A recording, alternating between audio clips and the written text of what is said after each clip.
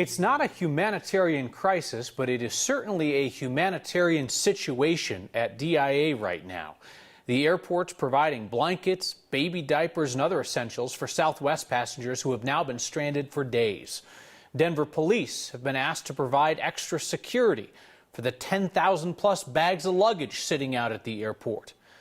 And passengers are rightly asking whether Southwest is going to cover the cost of the chaos that they've caused in so many lives. Here's Anusha Roy. It's an unprecedented amount of pain. Those are Skylar McKinley's words from AAA. For many working families, this is going to have devastating economic impact. Today, he explained what money you can realistically get back if your flight was canceled, regardless of the reason. You are entitled to a refund under federal law, even if you have a non-refundable ticket. But because airlines generally prefer rebooking or a voucher, McKinley said you might have to push if that's what you want. And to avoid a dreaded phone call, both McKinley and Southwest said to use their online refund form. But keep in mind, the money may not be returned in time before you book another ticket. And we're optimistic to be back on track before next week. The whole debacle revealed major blind spots for passenger protection, especially as people are rebooking tickets way more expensive than the original ones they bought. Rule only says airlines must refund your money if there's a cancellation or a significant delay, but they get to define what a significant delay is. A lot of folks have an expectation that if this happens, that the airlines will put them up in a hotel, that maybe they'll buy them some meals or put them in a rental car. They're under no legal obligation to do anything like that. Southwest says it's going to honor reasonable requests, so save your receipts just in case. The other area McKinley did not sugarcoat things is luggage. Denver police are now being asked to patrol more since so many bags are sitting at DIA. But increasingly, as folks are rebooking flights, some direct flights have been converted to transfers and so on. So luggage is ending up in airports where folks maybe didn't arrive at all because they then got rebooked a second time. McKinley says Southwest is short employees to handle the situation. There's no easy answer right now. Certainly be in touch with Southwest. And there's a good chance your bag is sitting in one of these piles and for the time being can be tricky to track down. It can be very easy to want to take this out on a desk agent or a customer service agent on the phone or a flight attendant, but they're walloped by this too. This is really not a staff level failure. This is a systems level failure. So McKinley said that Southwest isn't the only airline that was asking a lot of their employees heading into the busy travel season. But those employees, he said, have to be supported. So there was this internal Southwest memo that was sent out a week ago to Denver ramp agents saying that an unusually high number of people were calling out. So then they declared a state of operational emergency where if people called out sick, they had to provide a doctor's note and the company would deny personal absences. It also said that failure to comply would be considered insubordination and then result in termination. Today, Southwest said that that was a routine and agreed to emergency procedure and that it lasted a few days until Christmas Eve. We've been trying for a couple of days, Kyle, to kind of clarify the details on that. Got that this afternoon. Yeah, because we've been hearing for days that before the massive nationwide meltdown, there was that issue here in Denver, right when the nasty cold snap happened, that they were saying, come to work or else. And today you heard from the union for the first time. Yeah, so this is the union that's representing the Southwest ground workers, and their statement said that folks were working 16 to 18-hour days during the holiday season. People were falling sick. Some were even getting frostbite over the last week. What they're really asking for is more protection for ground crews, especially with the kind of weather we were seeing over the last week. Today, Southwest said that they're not offering comments on this topic directly, and of course, we will continue to follow up on that as well. I mean, it's an absolutely understandable concern. I mean, it was 20 below out at the airport. I mean, there were nights where we didn't have any of our people outside if we could help it because it was dangerous to be out there. Yeah, and these are the folks who are outside and they're saying, hey, we know we have to work outside. Can you work on the way you schedule flights? Give us a break. Take that into account because, like you said, it's not safe to be out there for that long. Southwest problems stacked on problems. Anusha, thank you. Rent prices in Denver are high, you know that. A new lawsuit says they're rigged by large landlords using algorithms to artificially inflate prices. A guy from Denver named Jeffrey Weaver's now filed a class action lawsuit against RealPage. It's a software company that uses algorithms to suggest rental prices to property managers. RealPage's algorithm uses data like occupancy, lease terms, and floor plans to set price points for local markets. Weaver's lawsuit says property management companies have to comply with the suggested rents if they use the software. This lawsuit says it's a price-fixing scheme, and they pointed to 18 property management companies that control more than 40,000 apartments across Denver. RealPage is facing several similar lawsuits in other states. This follows reporting from ProPublica saying that rents are higher in cities where this RealPage software is widely used. RealPage won't talk about the lawsuits, but denies any allegations of price fixing. You might notice a bit of a drop in your paycheck next month, and that's because employees and employers in Colorado are supposed to start chipping in towards the state's new paid family leave program. Voters approved the family leave program 2 years ago. It's supposed to provide up to 3 months of paid leave for new parents, families dealing with severe illness, military deployments, things like that. The state's funding the program through a payroll deduction of just less than 1%. Split evenly, employers and employees pay in. Some businesses are exempt, though. Local governments and companies with better private pay plans can opt out. Employers with fewer than 9 employees don't have to match those contributions. So we'll be paying, but the program won't start making payments for workers on those leaves until next year. 1 year after the Marshall Fire, we're finally learning a bit more about the causes of one of the most destructive fires in Colorado history. Boulder County Sheriff Joe Pelley says there is evidence that that fire started in more than one place. The fire began last December 30th. It destroyed more than 1,000 homes and burned more than 1,600 acres. Early speculation about the cause centered on a property owned by a religious group, along with a long simmering underground coal mine fire, which has surfaced in the past. The fire investigation is expected to wrap up in the next few weeks, and the sheriff's office is not saying much. But for now, the sheriff has confirmed, our 9 Wants to Know team's reporting, that what became that enormous fire had more than one ignition point. That's accurate. There's going to be more than one ignition point. I think we're going to have a couple of fires that started almost simultaneously that grew together into one big fire.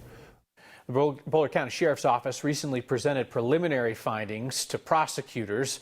They requested some follow-up investigation. The sheriff says it's possible this could be wrapped up and public in a couple weeks. It was a class project at Wellington Middle High School that has started a health department investigation. Students detected the potentially elevated levels of copper in their school's water fountains.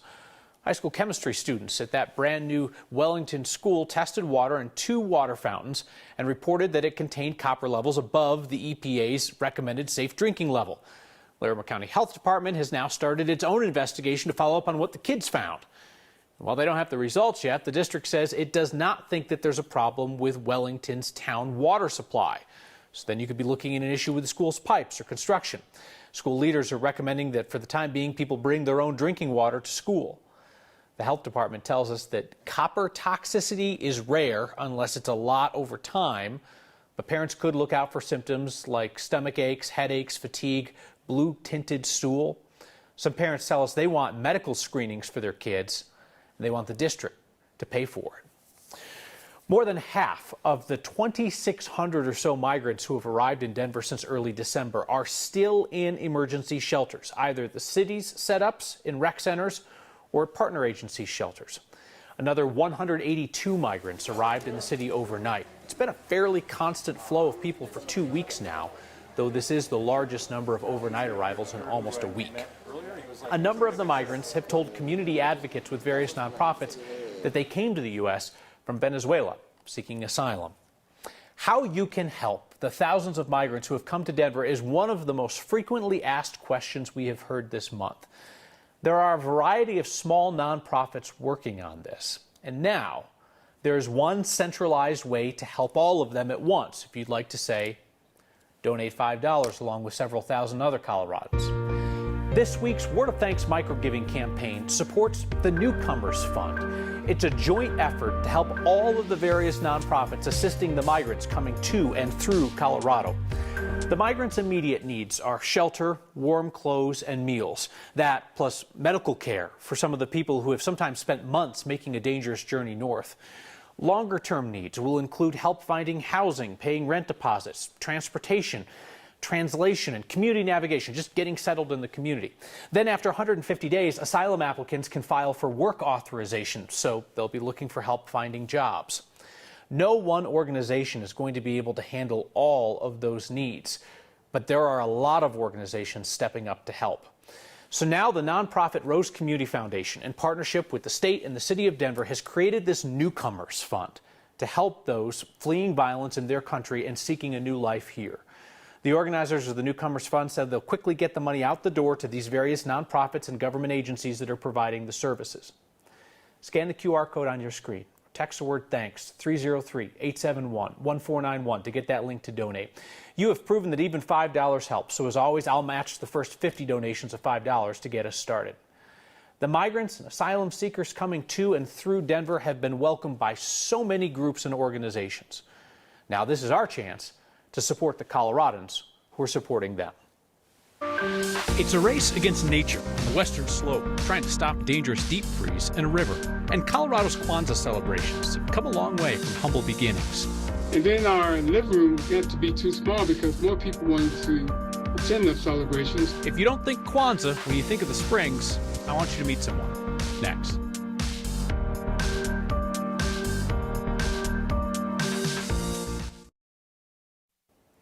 A snowy frozen river looks beautiful, but if that ice reaches the river bed, researchers say that can cause all kinds of problems for the ecosystem.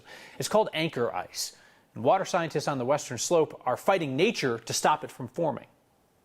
Anchor ice has a beautiful emerald green color and really everything look like kind of a winter wonderland in a postcard. However, that can be dangerous or detrimental to aquatic life, especially aquatic insects, which live underneath the rocks and they are the base of the food chain. That's Rick LaFaro with the Roaring Fork Conservancy, a nonprofit that is dedicated to the Roaring Fork River and its tributaries, like the Frying Pan River that runs through Eagle and Pitkin counties. Over the last 20 years, researchers up there have noticed a trend on the Frying Pan. Anchor ice that used to be rare is returning year after year because of climate change and lower winter flows. The freezing conditions more often are reaching the bottom of the stream and killing off the aquatic insects that fish need. For the past 5 years, researchers have experimented with releasing extra water from the Rudai Reservoir nearby to make up for the lower precipitation levels. They say if they can get the river running fast enough, it's less likely that the anchor ice will take hold. We have found that increasing the flows to around 70 cubic feet per second in the lower Frying Pan River really helps minimize that anchor ice and really helps prevent the formation. The researchers say they've noticed a real improvement in the river's health since they started getting more water in it during the wintertime. Water, of course, is not free. The Colorado Water Board is purchasing water to release from the reservoir. They plan to release more than 1 billion gallons over the next 5 months. Well, after a mild start to our day, we saw that change push in after a high of 50 degrees. We're at 37 now at DIA. It feels like 28 out there behind winds coming in from the east at around 14 miles per hour. But we are going to continue to monitor our HD Doppler radar with this beautiful trough of low here. We're going to continue to watch for this to bring more snow in from the west. We're already seeing that snow in the western slope and high country, but you can see this very sharp cutoff as you make your way into the Denver metro area and off to the east, where it's still falling as rain. Temperatures are still a bit too warm, but that will continue to transition throughout the evening. So I'm thinking by around 7:30, all of the Denver metro area, most of the Front Range will start to see that snow. Maybe some rain lingering off to the east there, but it sticks around through the overnight hours, even falling heavily at times before pushing its way off into the eastern plains. Then we get some late day sunshine tomorrow, but the sun not going to really warm us up. We have some below average highs for our day tomorrow, maxing out in the middle to upper 30s. In the meantime, though, we have several winter weather advisories and winter storm warnings that'll be in effect. Winter weather advisories does include Denver, where we're expecting 2 to 4 inches of snow here. Off to the west and south is where we're going to see those higher totals, around 3 to 8 inches of snow there. Then portions of the eastern plains could see 2 to 6 inches. We could see 6 to 12 or even 12 to 8 inches in the high country. Winter storm warning could see 10 to 20 inches of new snowfall.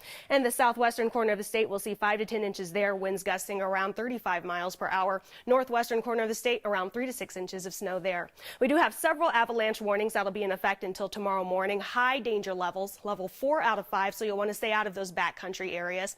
In the meantime, tonight we're mostly cloudy, going to continue to watch for that snow falling, lows near 20 degrees.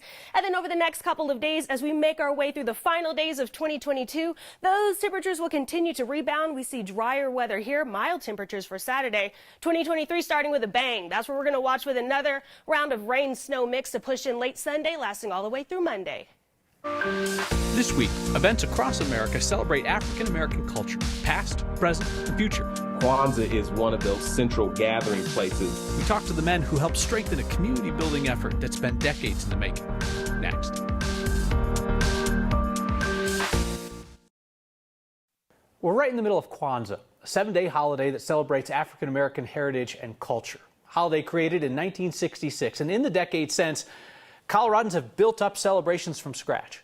Each day of Kwanzaa is dedicated to one of 7 principles. Starts with unity, ends with faith. Celebrations and observations could be as simple as a personal reflection, but organizers in Colorado have spent years trying to build larger community events. This work has been done by people like Dr. Anthony Young, who co-founded Colorado Springs' citywide celebration, first in his own home, and Brother Jeff Fard from Denver, who helps coordinate the city celebrations. The community focus of Kwanzaa really resonates across Colorado, where the black population is relatively small compared to many states. Even in Colorado Springs, where we're about 4% of the population, if you count the county, that we might be 6%. But even with that, it's a matter of celebrating who you are 365 days a year and being able to help our children to gain that understanding, respect, and appreciation as well. And we represent about 3% of the population. However, when we have our celebrations, they're usually the largest in the country. So our Kwanzaa celebrations will rival any place, no matter what their population is, because cities that have large black populations often take that for granted. In Colorado, you can't take your culture for granted. Today's guiding principle is Ujima, collective work and responsibility. There's a big family Kwanzaa celebration tonight at Global Village Academy in Aurora. The most Colorado thing we saw today was Southwest's upper management coming to talk to stranded passengers at DIA. Take a look at this. Somebody snapped a photo. I'm mistaken. That is not Southwest management. That is the Grinch. But whoever it was in the suit, they say, was actually doing a really good job of making people smile during an otherwise miserable situation at the airport. Blair Weibel sent us this photo from her dad. Her dad's stranded trying to get back to Kansas City after a holiday visit here. Blair says the Grinch apparently was another stranded passenger who just happened to be traveling with the suit and put it to good use. We'll return with how you're helping the thousands of newcomers arriving in Denver next. The migrants and asylum seekers arriving in Denver lately have overwhelmed shelters, but they have prompted a stream of generosity from Coloradans, all kinds of volunteers and nonprofits helping, and you have been asking how we can get involved here. I wanted to hold off until there was one centralized effort where I could be confident that your famous generosity was not going to overwhelm one small nonprofit.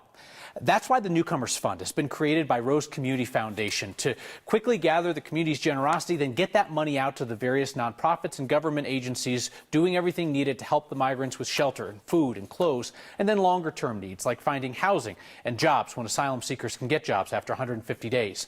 Scan the QR code on your screen or text the word thanks to 303-871-1491 to join me in supporting their work. They're getting set up now so that they can be ready for the long haul, no matter what the newcomers to the community need. Feedback tonight from Dr. Z, who correctly notes paid family leave. We start paying into it next year, and then the leave starts paying out for people in 2024. It was confusing the way that I worded it. Joel says we should have mentioned air tags and luggage so people would know where their bags are. That's great. It's also an expense. A lot of people are hurting right now. See you next time.